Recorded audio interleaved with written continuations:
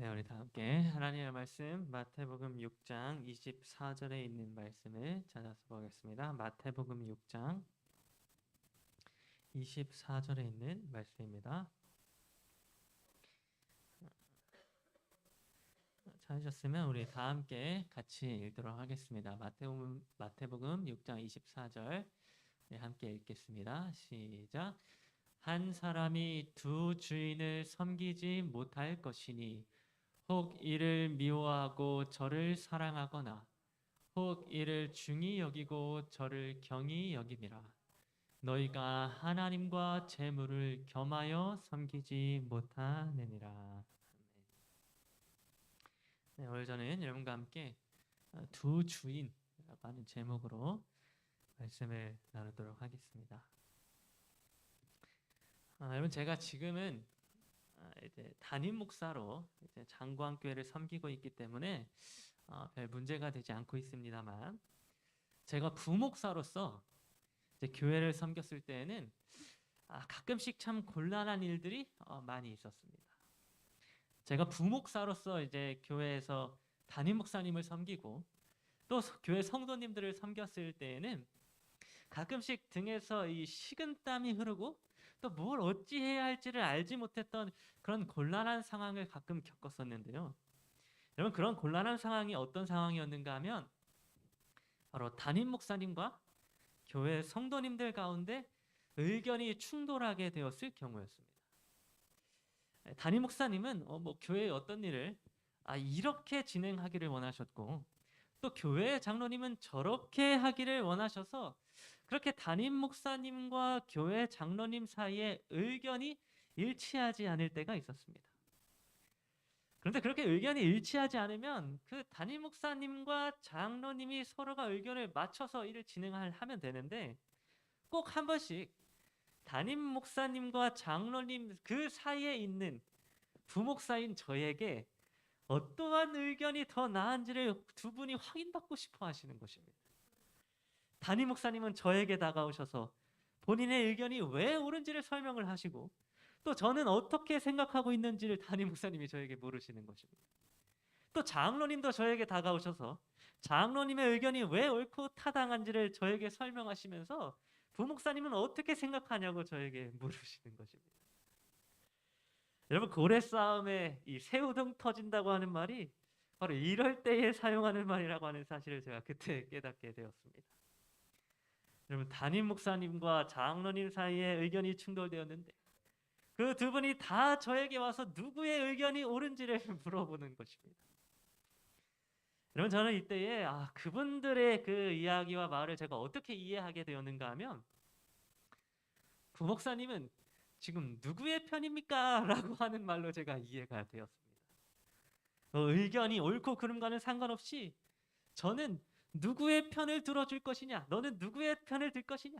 담임 목사냐 아니면 장로님의 편이냐라고 하는 것으로 제가 이해가 되었던 것입니다. 여러분, 제가 이때 어떻게 말을 해야 했겠습니까?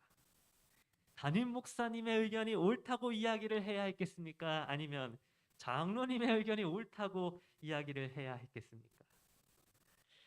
아니면 담임 목사님 앞에서는 담임 목사님이 옳다 이렇게 이야기를 하고 장로님 앞에서는 장로님 말씀이 옳다 뭐 이렇게 이야기를 해야 했겠습니까? 여러분, 저는 당시 어떤 선택을 하게 되었는가 하면 그냥 모르쇠 전략을 제가 취하게 되었습니다. 그냥 저는 제가 모르는 일이라고 하면서 저는 그냥 결정이 나는 대로 따를 뿐입니다. 그렇게 제가 아무것도 모르는 양 이렇게 대답을 하게 되었던 것입니다. 저는 그 어느 한쪽도 이렇게 선택을 할 수가 없는 것입니다.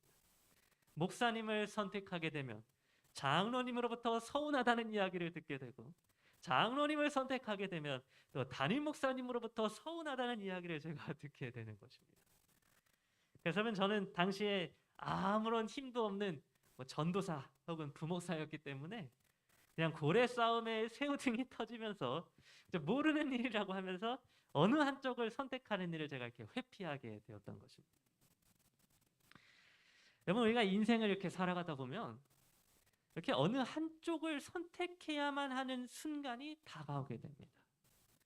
이쪽을 선택할지 아니면 저쪽을 선택할지 그것도 아니면 이도저도 아닌 제3의 선택지를 택할지 이렇게 선택을 해야 하는 순간이 다가오게 된다고 하는 것입니다. 그런데 여러분, 우리는 이 신앙생활에 있어서 예수님께서는 우리가 두 주인 중에 한 주인만을 섬길 수 있다고 말씀해 주셨습니다. 예수님은 우리가 이 두 가지의 선택지 중에, 특별히 두 주인 중에 오직 한쪽만을 우리의 주인으로 섬길 수 있다고 말씀해 주셨다고 하는 것입니다. 그래서 마태복음 6장 24절은 이렇게 기록해 주고 있습니다. 한 사람이 두 주인을 섬기지 못할 것이니 혹 이를 미워하고 저를 사랑하거나 혹 이를 중히 여기고 저를 경히 여김이라. 너희가 하나님과 재물을 겸하여 섬기지 못하느니라. 여기 이 말씀에서 이 파란 글씨 섬긴다라고 하는 이 단어는 헬라어로 둘리오라고 하는 단어인데, 여러분, 이 말의 의미는 종이 되다 혹은 예속되다 혹은 이렇게 섬긴다라고 하는 그런 의미를 가지고 있습니다.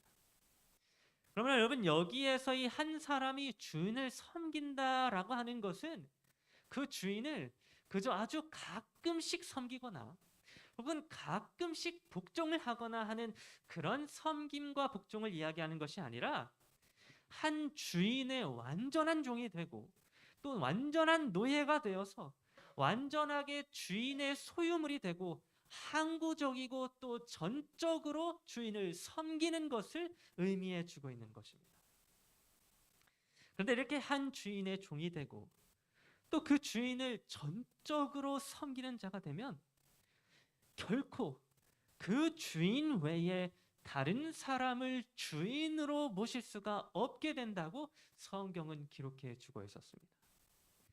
한 주인을 선택하게 되고 그 주인의 종이 되는 그 순간, 그 사람은 절대로 다른 사람을 주인으로 모실 수가 없다고 하는 것입니다. 오직 하나님과 재물이라고 하는 이 두 주인 중에 우리는 하나를 택하여 섬길 수 있다고 하는 것입니다. 특별히 여러분, 여기에서 이 재물이라고 하는 것은 뭐 그저 이 땅에서 돈이나 부 이런 것만을 의미하고 있지는 않습니다. 여러분, 이 재물은 저 하늘에 계시는 하나님과 반대되는 것이기 때문에 재물은 이 땅에 있는 것들을 의미해 주고 있으며 이 세상을 사랑하는 마음을 의미해 주고 있습니다. 그리고 궁극적으로는 이 재물이 어떤 의인화로 주인으로 묘사가 되었기 때문에 이 세상의 거짓된 주인, 곧 사탄 마귀를 이 재물이 의미해 주고 있는 것입니다.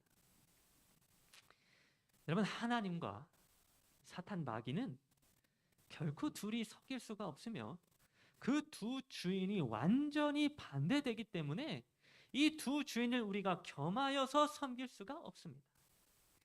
어쩔 때는 사탄 마귀를 주인으로 모셨다가 또 어쩔 때는 하나님을 주인으로 섬기는, 그래서 필요할 때마다 이쪽 저쪽을 왔다 갔다 하면서 우리가 살 수는 없다고 하는 것입니다.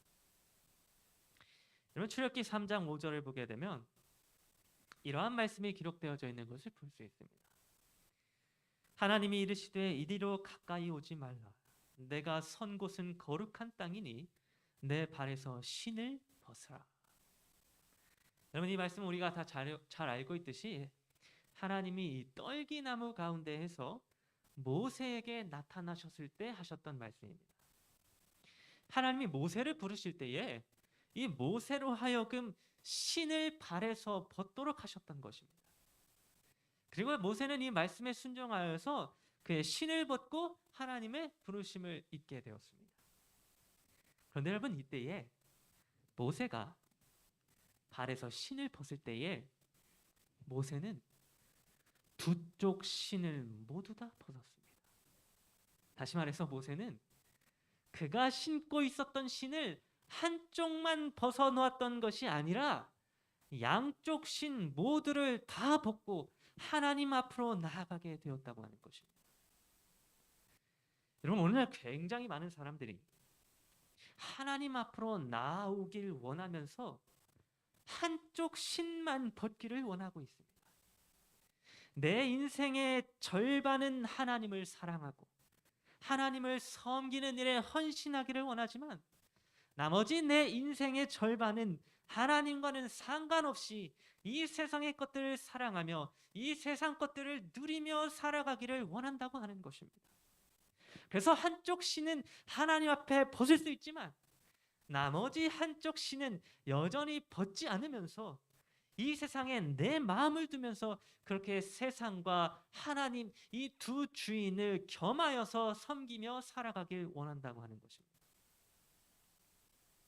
그런데 여러분, 여기 있는 이 사진처럼 한쪽 신만 벗고 또 한쪽은 하나님을 섬기고 또 다른 한쪽은 세상을 섬기면서 이렇게 겸하여서 두 주인을 섬겨 살아간다면 결국 어떠한 결말을 맞이하게 되는가 하면 하나님과 세상이 정반대에 있기 때문에 하나님께 걸쳐두었던 발과 이 세상에 걸쳐두었던 발이 서로가 멀어지게 되므로 마침내 두 다리가 찢어지게 되는 결말을 맞이하게 되는 것입니다.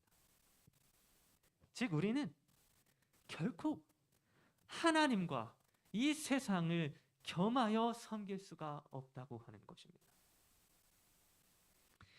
여러분, 특별히 누가복음 15장에 기록되어져 있는 탕자의 이야기는 이 사실에 대하여 더욱더 자세히 기록해 주고 있었습니다. 여러분, 탕자의 이야기를 보게 되면 이 탕자에게도 두 주인이 있었다고 하는 것을 볼 수 있습니다. 여러분, 탕자에게는 그가 선택할 수 있었던 두 주인이 있었습니다. 한 주인은 그의 아버지라고 하는 주인이었고 또 다른 주인은 재물이라고 하는 이 세상의 주인이었습니다. 그런데 이 탕자는 아버지라고 하는 주인보다 재물을 더 사랑하여서 아버지라고 하는 주인을 버리고 재물을 섬기게 되었습니다. 탕자가 아버지의 재산을 가지고 먼 나라에 가서 그 재물을 주는 그 기쁨을 자기 혼자 만끽하면서 살게 되었던 것입니다. 그러면 탕자는 재물을 그의 주인으로 섬기게 되었습니다.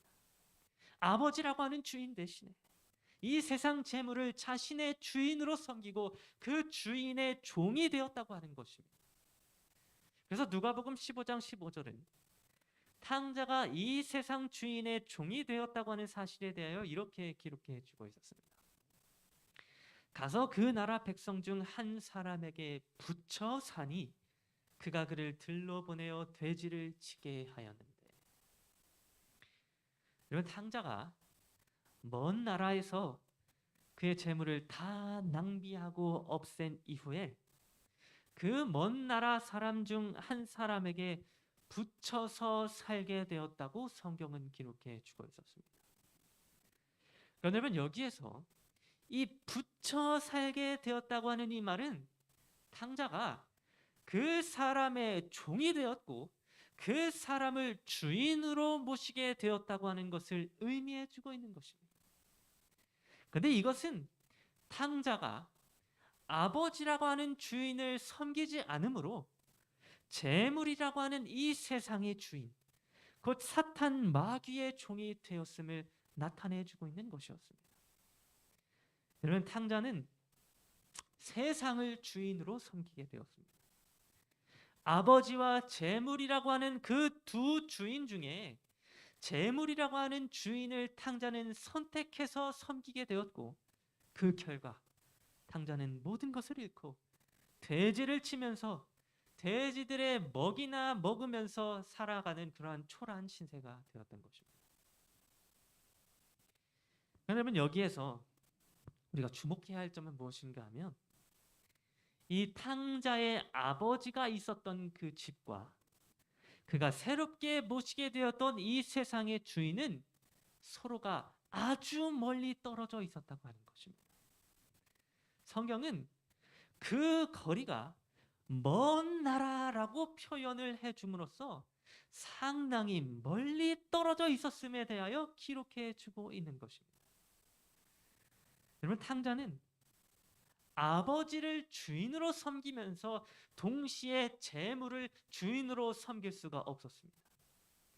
재물을 주인으로 섬기게 되는 그 순간 탕자는 아버지를 떠나서 먼 나라로 떠나야만 하였다고 하는 것입니다. 왜냐하면 두 주인이 정반대에 있었기 때문에, 두 주인이 결코 함께 붙어 있을 수가 없기 때문에 탕자는 아버지를 주인으로 모시지 않겠다고 한 그 순간 먼 나라로 멀리 떠날 수밖에 없었던 것입니다. 여러분, 하나님을 주인으로 모신다고 하는 것, 혹은 누군가를 주인으로 모신다고 하는 것은 그 주인에게 붙여 산다고 하는 것을 의미해 주고 있습니다.